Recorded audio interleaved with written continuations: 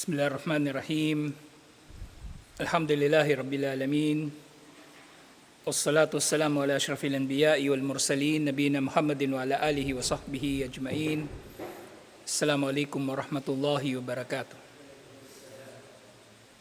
So ngayon insyaAllah tafsir at tatalakayin na natin insyaAllah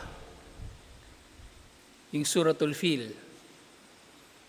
At ito ay surah na ipinahayag sa Makkah. Nakaraan na talakay natin yung Suratul Quraysh at napagtibay na natin na ang mas matibay na pananaw ay magkaiba sila na surah, hindi sila magkarugtong. Ang Suratul Fil at ang Suratul Quraysh. Sa Suratul Fil, ito ay mayroong 5 ayah. Bismillahirrahmanirrahim. Alam tara kayfa fa'ala rabbuka bi ashabil fil? Hindi mo ba nakita kung ano ang ginawa ng iyong Panginoon sa mga may-ari ng elepante? Alam yaj'al kaydahum fi tadlil? Hindi ba sinira niya ang plano nila? Wa arsala alaihim tayran ababil? Hindi ba't nagpadala siya sa kanila ng mga ibon na ababil? Ang klase ng ibon na ito ay ababil. Kumbaga yung species ng ibon, tinatawag na ababil. Tarmihim bihijaratim min sijil. Na itong mga ababil na ito, binabato nila yung ashabul fil ng mga sijil. Yung mga bato na sijil. Faja'alahum ka'asfim ma'kul, na dahil dito, dinulot ni Allah na sila ay maging katulad ng asfim ma'kul. Yung asp, ito yung pagkain ng hayop, na halaman na pagkain ng hayop. Kumbaga, pagkain na nga siya ng hayop, tapos ma'kul, kinain pa siya. So, ibig sabihin, durog na durog talaga yung nangyari doon sa ashabul fil, nadurog ang kanilang mga katawan. So sinasabi sa tafsir na ito, hadhi minan ni'am allati imtanna Allahu biha ala Quraysh. Ito ay isa sa mga biyaya ni Allah subhanahu wa ta'ala sa Quraysh. Fima sarafa anhum min ashabil fil alladhina kanu qad azamu ala hadamil Ka'bah. Na iniligtas sila ni Allah subhanahu wa ta'ala mula sa mga tao na may dalang elepante na nais nilang wasakin ang Kaaba. Ng mga elepante na tinutukoy dito, ito ay mga elepante na pandigma. Elepante na pandigma.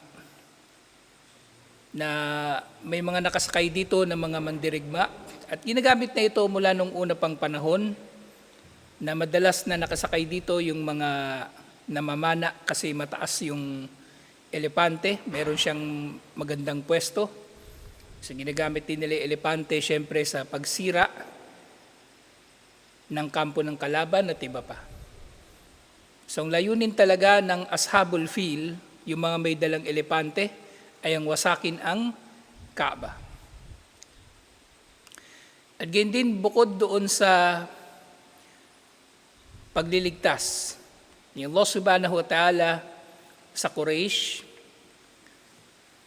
wamahu atharaha minal wujud, tinanggal o inalis ni Allah subhanahu wa ta'ala ang anumang bakas ng hukbo na ito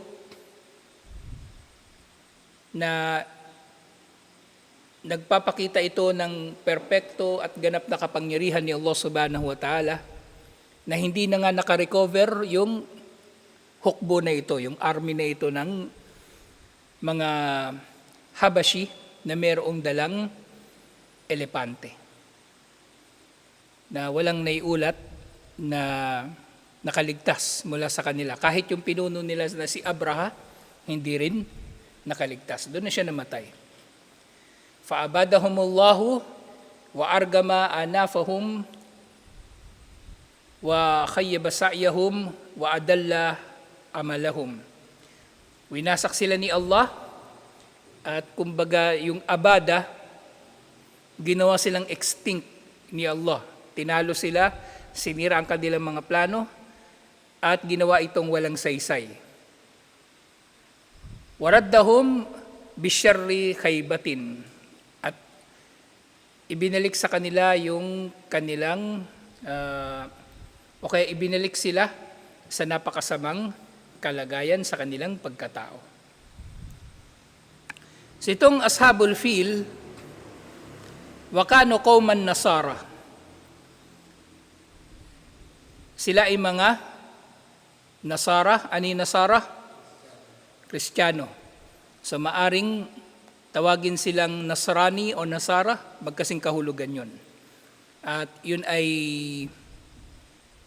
kumbaga, salita na tumutukoy doon sa lugar na pinanggalingan ni Isa alayhis salam, doon sa Nazaret.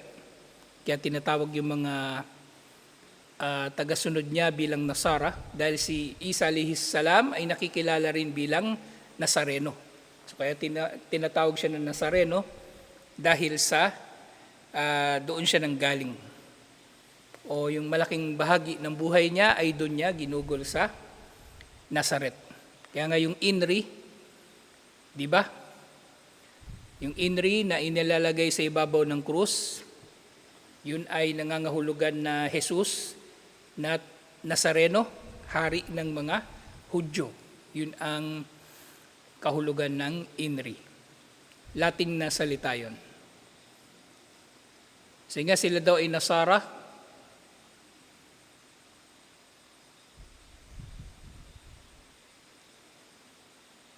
Wa kana dinuhum idzaka aqrabu halan mimma kana alayhi Quraysh min ibadatil awthan. So sila ay mga Kristiyano, pero ang kanilang relihiyon ay mas malapit sa tunay na relihiyon. Ang tinutukoy dito ang Islam, mas malapit ang mga Kristiyano sa mga Muslim kung paghahambingin yung mga relihiyon nila kaysa sa relihiyon ng Quraysh na sumasamba sa mga rebulto at mga Diyos-Diyosan. Na maaring ang pakahulugan dito na ang mga Ethiopian kasi, yung mga taga-Habasya, hindi sila mga Katoliko. Meron silang sarili nilang sekta.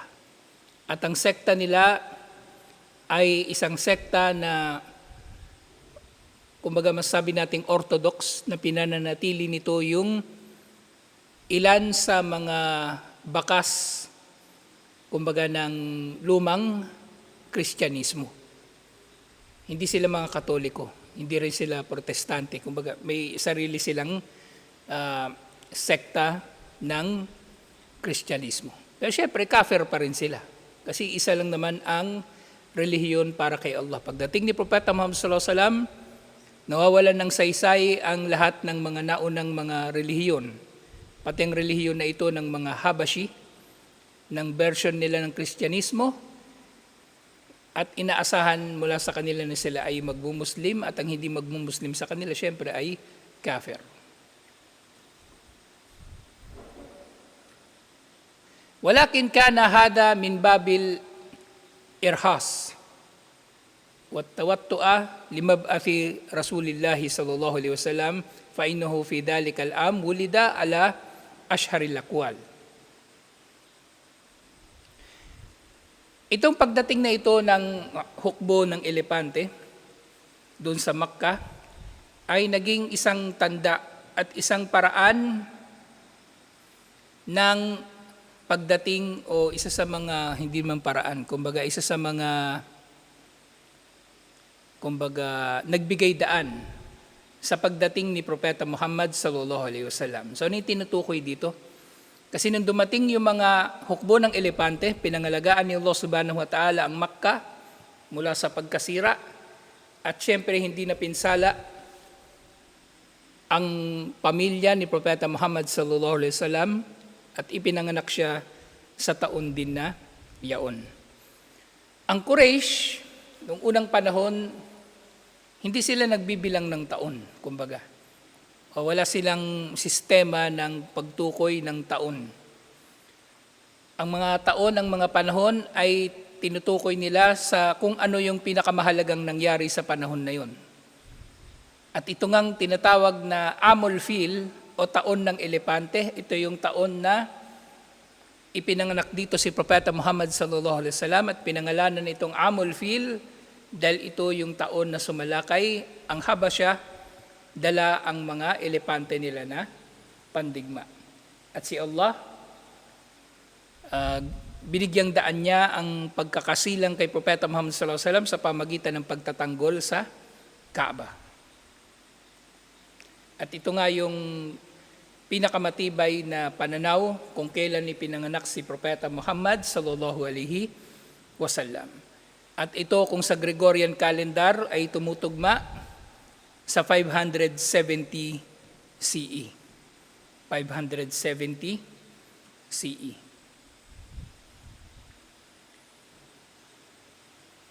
So sinasabi, walisanu halul qadar yakul, lam nansurkum ya ma'syara Quraysh alal habasya likiyaratikum alaihim walakin siyanatan lil bayti al atiq alladhi sa nusharrifuhu wa nuqaddimuhu wa nuwaqqiruhu bibi'thatin nabiyyi al-ummi Muhammad salawatullahi wa salamuhu alayhi khatimul anbiya. So kumbaga, itong pangyayari na ito, hindi ito dinulot ni Allah subhanahu wa ta'ala para lang ipagtanggol ang Quraysh. Ito higit sa lahat ay upang si Propeta Muhammad sallallahu alaihi wasallam ay dumating na ayon nga doon sa eksaktong sinabi rito na hindi tinulungan ni Allah ang Quraysh dahil lamang sa anumang kadahilanan na halimbawang isipin ng Quraysh na sila ay pinaburan o biniyaan ni Allah subhanahu wa ta'ala. Hindi sila tinulungan ni Allah laban sa mga Habashi, yung mga taga-Ethiopia, liban na lamang na upang ipagtanggol ang Kaaba, na pararangalan ni Allah at dadakilain sa pamagitan ng pagpapadala ng Nabiyul Ummi. Ang Nabiyul Ummi na tinutukoy dito ay si Propeta Muhammad sallallahu alaihi wasallam. At ang Nabiyul Ummi, ang literal na kahulugan nito, propeta na hindi marunong magbasa o hindi marunong bumasa at hindi marunong sumulat. Na sinadya ni Allah na si Propeta Muhammad sallallahu alaihi wasallam ay maging propeta na hindi marunong bumasa at sumulat, nang sa gayon ay hindi magdududa ang mga tao na ang ipinahayag sa kanya ay nanggaling nga kay Allah at hindi niya ito kinopya lang sa mga tao o dinikta sa kanya at sinabi niya o kaya isinulat niya sa salita na nauunawaan ng mga tao. So ang Suratul Quraysh, ang Suratul Fil, ito ay pagpapabatid ni Allah subhanahu wa ta'ala ng pagsisimula ng pagdating ni Propeta Muhammad sallallahu alaihi wasallam sa pamagitan ng pagtatanggol sa Kaaba. Ngayon balikan natin yung kasaysayan nga bago pa natin matalakay yung pagsalakay ng mga hukbo ng mga sundalo na may elepante. Balikan natin yung kasaysayan muna nung mga tao na may dalang elepante. At katulad nga na sinasabi ko nung nakaraan, may kinalaman nito doon sa Suratul Buruj. Doon sa Suratul Buruj, merong hari na Hudyo, ng pangalan niya ay si Dhu Nawas, at pinilit niya yung mga Kristiyano sa Najran, doon malapit sa Yemen, pero ngayon sakop siya ng Saudi Arabia. Pinilit niya yung mga tao doon na yumakap sa Judaismo. At yung mga hindi sumali sa relihiyon nila ay sinunog nila ng buhay sa pamagitan doon sa pamagitan ng malaking apoy na pinagliyab nila sa isang malalim na hukay. Pinatalon nila doon yung mga tao. At gumanti yung mga Kristiyano. Ginantihan nila itong mga Hudyo na ito at ang mga Kristiyano na dumating doon galing ng Ethiopia, galing ng Habasha. At ang Habasha malapit na yun sa Yemen, tatawid lang ng dagat, at sila na ang naghari mula doon sa panahon na yon. Sila na ang naghari sa Yemen mula doon sa panahon na yon. So ito na yung kasaysayan ng mga tao na ito, inshallah. Anyway, yung tungkol kay Dunawas, natalakay na rin naman natin, di ba? Yung bata na nag-aral doon sa Salamangkero at nag-aral doon sa isang sumasamba kay Allah subhanahu wa ta'ala. At hindi nga siya magawang mapatay ni Dunawas. Natalakay na natin yun doon kung saan ba natin natalakay yun? Sa Sira, doon yata natin natalakay. So sinasabi, Qissatu Ashabil Fil bi-Ijaz, ito yung buod ng kwento ng mga sundalo na may dalang elepante. Wahadihi Qissatu Ashabil Fil ala wajhil ijaz wal ikhtisar wat takrib. So ito na yung pinaikli na kwento o kasaysayan ng mga Ashabul Fil mula sa mga batayan, inshallah. Qad taqaddama fi qissati ashabil ukhdud anna Dunawas. So doon sa Ashabul Ukhdud, Ukhdud ibig sabihin yung hukay na si Dunawas ang pinuno nila. Wa kana akhiru muluki Himyar.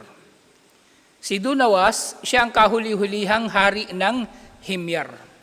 So yung Himyar, ito yung isa sa mga kaharian na umiral sa Arabian Peninsula, lalong-lalo na sa Yemen. At sinasabi nga na siya ay Hudyo.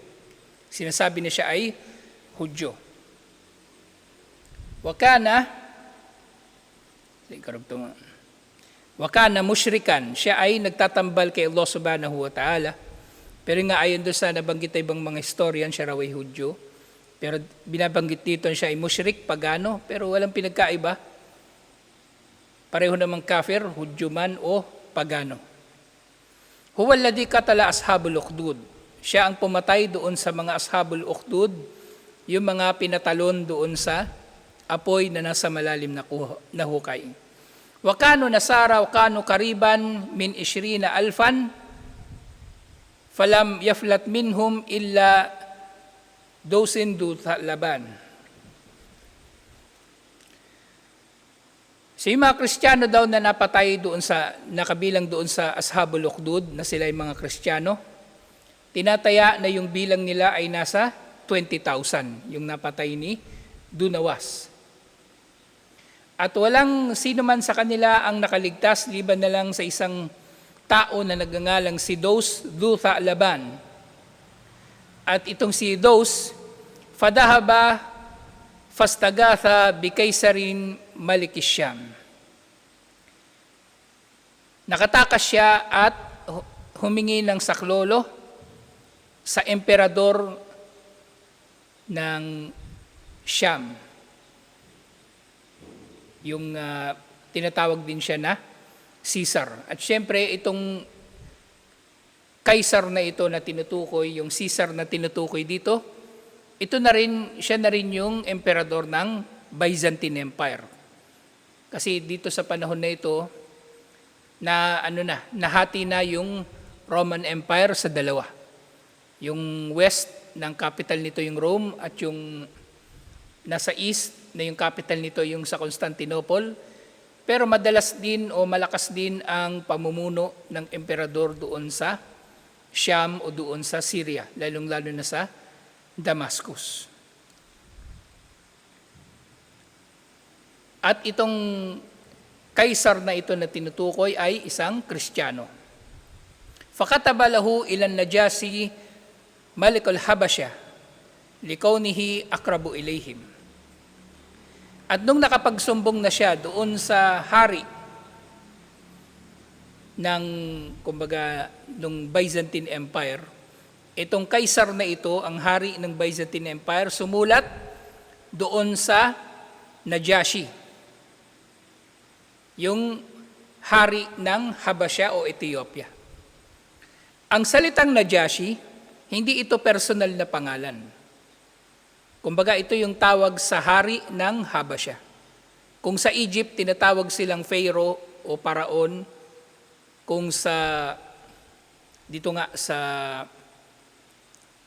Byzantine Empire, tinatawag silang Caesar o pwede rin ang mga hulugan nito na emperador. Ang mga hari, tinatawag silang Najashi doon sa Ethiopia. Ang tawag sa kanila ay Najashi. Kaya Najashi na hari ng Ethiopia noong panahon ni Propeta Muhammad sallallahu alaihi wasallam, yung Najashi na nag-Muslim, isa lang siya sa mga Najashi ng Ethiopia. At maaring ibang Najashi na ito ang tinukoy dito kasi mga 400s yung mga panahon nito ni Dunawas. Mga, kumbaga, hindi pala 400s, mga 500s nga kasi 570 nangyari yung digmaan o yung pagsalakay ng Ashabul Fil. Kasi hindi natukoy dito kung ilan yung mga panahon yung lumipas. O maaring mas mauna pa rito. Kasi tinalo muna nila si Dunawas, sila na yung naghari dun sa Yemen, at pagkatapos noon nangyari yung pagsalakay nila sa Makkah. So maaring mga 400 o mga 500 ganung taon nangyari itong Ashabul Ukhdud. So nga sumulat yung Caesar doon sa Syria, sinulatan niya yung hari ng Ethiopia dahil yun ang pinakamalapit sa kanila. At ang Ethiopia nga ay Kristiyano rin, na kahit maunawaan natin dito na maaring magkaiba sila ng sekta, pero sila ay nagtutulungan pa rin dahil pareho silang Kristiyano. Faba'atha ma'ahu amirain. So itong hari ng Ethiopia nagpadala ng kanyang sundalo doon sa Yemen at meron 2 pinuno. Si Aryat, yung pinakamataas na pinuno, at yung pangalawang pinuno niya, si Abraha bin As-Sabah, Abayakshum, Fijeshi, Kathib.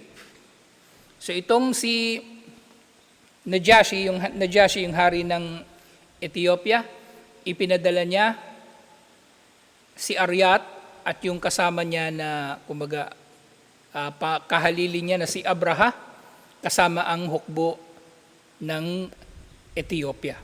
Fadakhalul Yaman, fajasu khilal ad-diyar wastalabul malik min Himyar. At dumating nga sila doon sa Yemen at natalo nila yung Himyar at hinanap nila sa mga kabahayan kung saan ba matatagpuan, kung saan nagtatago si Dunawas, yung hari ng Himyar. Wahalaka Dunawas garikan fil bahar. At sa pagtakas ni Dunawas, namatay siya nang ito ay nalunod sa dagat. Nalunod siya sa dagat habang tumatakas mula doon sa mga Ethiopian. Wastakalla al-Habasha bimalikil Yaman wa alayhim hadanil amiran. At naghari na nga yung Habasha o yung Ethiopia doon sa Yemen at itinilaga ang 2 pinuno nito, sina Aryat at Abraha bilang mga gobernador. Bilang mga gobernador ng Yemen, kumbaga nasakop na tuluyan ng Habasha, yung Ethiopia, nasakop na niya yung Yemen, yung naging katapusan na rin ng Himyar. Faktalafa fi amrihima wa tasawala wa takatala wa tasafa. Pero hindi naging magkasundo itong sina Aryat at si Abraha, na lagi silang naglalaban at nakipagdigmaan na rin laban sa isa't isa. Hanggang sa napagkasunduan nila, faqala ahaduhuma lil akhar, sinabi ng isa sa kanila doon sa isa pa, innahu la hajata bina ila istidamil jayshain bainana. Hindi raw nila kailangang paglabanin ang mga sundalo sa pagitan nilang dalawa, walakin abriz ilayya wa abrizu ilayk. So sinabi na lang nila na maglaban sila ng duelo, yung silang dalawa lang ang maglalaban. فَأَيَّنَا قَتَلَ الْآخَرْ إِسْتَقَلَّ بَعْدَهُ بِالْمُلْكِ. At sino man ang makakapatay sa isa pa, siya ang magiging hari. Nag-iisang hari ng Yemen sa ilalim nga ng kaharian ng Habasha. Kumaga, nag-iisang pinuno na lang doon. فَحَمَلَ أَرْيَاتَ عَلَى أَبْرَهَا فَضَرَبَهُ بِالسَّيْفِ فَشَرِمَ أَنْفَهُ وَفَمَهُ وَشَقَّ وَجْهَهُ. So nung naglalaban na sila, si Aryat, nagawa niya na masugatan sa muka si Abraha, naputol din nito yung ilong ni Abraha, at gayon din yung bibig ni Abraha, nasugatan ni Aryat. Pero hindi nagpatalo si Abraha. Wahamila Utawda Maula Abraha ala Aryat fakatala. So trinaydor siya ni Abraha. Ang usapan nila duelo lang, pero nung matatalo na si Abraha, meron siyang kasama na pangalan na si Utawda at pinatay nito si Aryat. Waraja'a Abraha jarihan fadawa jarhahu fabarra'a wastakalla bitadbiri jayshil Habasha bil Yaman. So nanalo na nga si Abraha at nagpagaling sa kanyang sakit o sa kanyang mga sugat, at siya na ang nag-iisang pinuno o hari, masabi na rin nating hari, ng sundalo ng Ethiopia doon sa Yemen. Fakataba ilayhin Najashi yalumahu ala ma kana minhu. Nalaman ito ng hari ng Ethiopia at kumbaga nagalit siya doon kay Abraha. Wa yatawa'adahu wa yaflahu liyat'ana biladihi wa yujzinu nasiyata. At nagbanta sa kanya ang hari ng Ethiopia na susugurin niya ang Yemen para salakayin si Abraha at puputulin ang kanyang ulo. Binabanggit dito, putulin yung kanyang buhok, pero ulo yung tinutukoy talaga dito. Faarsala ilayhi Abraha yataraffaq lahu wa yusani'uhu.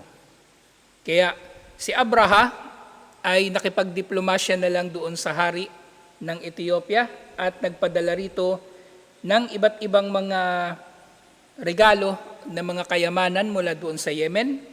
Kabilang dito, wa ba'atha ma'a rasulihi bihadaya wa tahifu bi jarabin fihi min turabil Yaman. Kabilang sa mga ipinadala niya ay lupa na mula sa Yemen, mga lupa na konting lupa na ipinadala niya doon sa hari ng Habasha. Wa juzzu nasiyata, at ilang buhok niya na yun nga sinabi nung hari ng Ethiopia na puputulin sa kanya. Faarsalaha ma'ahu wa yaqulu fi kitabihi, ipinadala niya ang mga ito kasama yung mga regalo niya doon sa hari. Sinabi niya, liyata al-maliku ala hadal jarab fayaburru kismahu. Sa sinabi ni Abraha doon sa kanyang sulat doon sa hari, nawa ang hari ng Habasha ay makalakad sa lupa na ito ng Yemen, na dahil dito ay matutupad niya ang kanyang sinabi, yung kanyang banta na pupunta siya ng Yemen. At gayon din sinabi niya na narito ang buhok ko na ipinapadala ko sa iyo, na yun nga, ang gusto niyang pakahulugan dito, hindi mo na kailangan pumunta rito ng Yemen. Nandyan ang lupa, apakan mo yan, lupa ng Yemen. Kumbaga namimiloso po si Abraha. At nariyan na rin yung buhok ko na gusto mong putulin. Hindi mo na kailangan pumunta rito. Na ibig sabihin din nito na nagpapasakop si Abraha doon sa hari ng Ethiopia. Siya ay nagpapasakop doon sa hari ng Ethiopia. So yung sinabi, wahadihi nasiyati qad ba'athtu biha ilayka na yun nga, falamma wasala dalika ilayhi ajabahu minhu wa radiya anhu wa aqarrahu ala amali. So yun nga, tumalab yung plano ni Abraha at natuwa na sa kanya yung hari ng Habasyan. Maaring kinatuwaan ng hari ng Habasya yung talino ni Abraha at dahil dito ay hinayaan na siya na manatili sa kanyang posisyon bilang pinuno ng mga sundalo ng Ethiopia doon sa Yemen. At pagkatapos nito, wa arsala Abraha yaqulu lin Najashi inni sa'abni laka kanisatan bi ardil Yaman lam yabni qablaha mitluha. At ito na, binola na naman uli ni Abraha yung hari ng Habasya. Kasi ang Habasya actually nung unang panahon, makapangyarihan ito na bansa. Ang Ethiopia, nakikipagdigmaan ito sa iba't ibang mga kaharian. Kahit sa Egypt. Kahit sa Egypt, nakikipagdigmaan ito sa iba't ibang mga kaharian. So ito nga, di ba, yung Himyar, natalo nila. Ibig sabihin, ganun sila kalakas. Kaya alam ni Abraha na hindi nagbibiro yung hari, yung Najashi, kung sasabihin nito na sasalakayin niya ang Yemen para arestuhin o patayin si Abraha. Kaya may sinabi uli siya doon sa hari. Sa sinabi niya, magtatayo daw siya para sa hari, para sa Najashi, ng simbahan. Doon sa Yemen, isang napakagandang simbahan na hindi pa naitatayo ang katulad nito. Hindi pa naitatayo ang katulad nito. At itong simbahan nga na ito, sinabi, فَشَرَعَ فِي بِنَاءِ كَنِيسَةٍ هَائِلَةٍ بِسَنْعَ. At iniutos na nga ni Abraha na itayo ang isang napakaliking simbahan doon sa San'a. Yung San'a, ito yung bahagi ng Yemen sa west na part ng Yemen. Rafi'atul bina, aliyatul fana. Ito ay isang building na napakataas at napakalaki. Muzakrafatun al-arja, at ito ay napapalamutian sa lahat ng paligid nito. Samathal Arab al-Kalayas li irtifaiha o al-Kalayas. Pinangalanan daw ito ng mga Arabo, itong simbahan na ito, bilang al-Kalayas o Kulayas, iba-ibang basa, dahil sa pagiging mataas nito. Lianna nadira ilayha takadu taskutu kalnaswatahu an ra'sihi min irtifai banaiha. Tinawag nila ito na al-Kulayas dahil ang sino man daw natitingala rito ay maaring mahuhulog ang suot-suot niyang sombrero dahil sa masyado niyang pagtingala sa napakalaking building na ito na ipinatayo ni Abraha bin al-Ashram. So itong si Abraha, nang ipinapatayo na niya ito, wa'azama Abraha al-Ashram ala an yasrif hajj al-Arab ilayha kama yahujju ilal Ka'bati bi Makkah. At nung naitayo na nga ito, pinipilit ni Abraha yung mga Arabo na pumunta rito at magsagawa dito ng Hajj, katulad ng kung paano silang nagsasagawa ng Hajj. So bakit ito gagawin ni Abraha? Hindi naman Kristiyano yung mga tao ng Quraysh o yung iba pang mga Arabo, hindi naman sila mga Kristiyano. Iilan lang ang tribo ng mga Arabo na Kristiyano. Ang karamihan pa sa kanila nandun sa Syria. So ito ay parang, kumbaga, pagpapakita na lang ni Abraha ng kapangyarihan o kanyang paghahari doon sa Yemen. Kasi ang mga Arabo, di ba nagpupunta rin naman sila sa Yemen para mga lakal kapag taglamig. Kapag taglamig sa Syria, pupunta sila sa Yemen at doon sila nangangalakal sa Yemen. At gusto ni Abraha na kung pupunta sila ron ay magsagawa na rin sila doon ng peregrinasyon o ng Hajj katulad ng ginagawa ng mga pagano doon sa Kaaba. At inaasahan niya ito kasi nga ang Quraysh, nalalaman niya na wala naman talaga silang relihiyon at tatanggapin nila yung ano na lang na ipapagawa niya sa kanila kahit hindi sila mga Kristiyano. So itutuloy natin ito next week, inshallah. So mahalaga na matalakay din natin ito ng malalim kasi may kinalaman din ito sa yung tinatalakay natin sa sira, yung lipunan ng mga Arabo, inshallah, at yung kanilang kasaysayan. At ano ba yung background ng mga nangyayari sa panahon ni Propeta Muhammad sallallahu alaihi wasallam. So inaasahan nga ni Abraha, dahil yung Quraysh, mga pagano, tatanggapin na lang nila yung kahit hindi kabilang sa relihiyon nila dahil wala naman talaga silang pinaninindigan na anuman. So katulad ngayon, yung mga relihiyon ngayon halo-halo na. Yung mga Kristiyano, halimbawa dito sa Pilipinas, Kristiyano sila, oo, pero naniniwala sila sa mga pamahiin ng mga inchik, naniniwala sila sa iba't ibang mga paniniwala, kahit ng mga makabagong pagano, yung mga wikan, tinatanggap nila. May mga naniniwala sa paniniwala ng mga Hindu, kahit mga Kristiyano sila, at iba't iba pang mga katulad nito. So tatalakayin natin next week, inshallah, kung anong naging tugon ng mga Arabo sa imbitasyon at pamimilit ni Abraha na mag-hajj din sila doon sa simbahan na ipinitayo niya. Inshallah, assalamu alaikum warahmatullahi wabarakatuh.